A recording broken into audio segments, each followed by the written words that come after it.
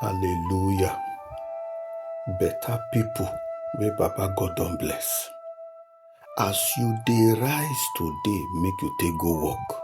Make you take small time, take join me. Make we make this prayer together. Daddy God, thank you for the gift of today. Thank you for life, for better health, for family them, and for better people wey dey around we, and for the work we don carry sama we so. Today, we carry we eye, take put for you, because now you be the one wey be say the open door wey no man go fit close. Today, Daddy, make you go ahead of us. Make you waka go with front, make you come make a way where be say the road be no day before.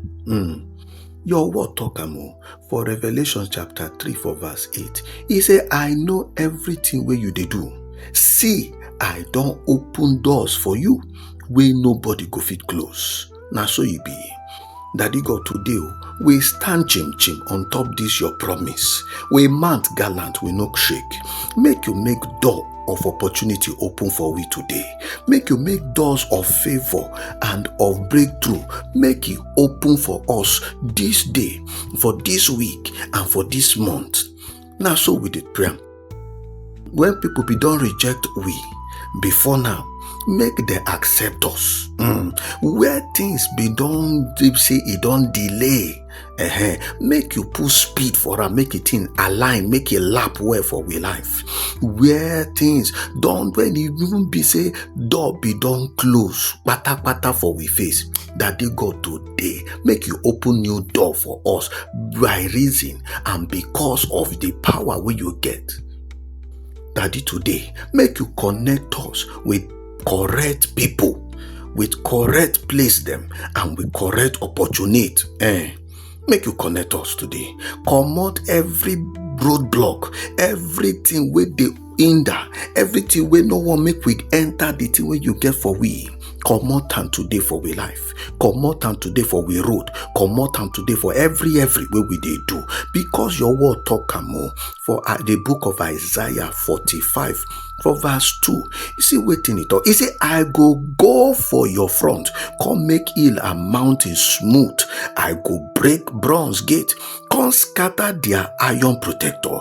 Daddy, as you talk for your word today, make you make this day different. Make you make this week different. Make you make this month and this year different for we.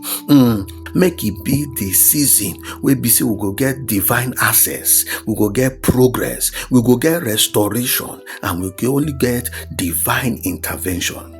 Today, Daddy God, make you help us, make we waka inside place where we say we not ever imagine say it go dey possible. Because of your power, make you make and walk well, make you make and lap well for we life. In day we trust you. Say that you be the one we hold every key.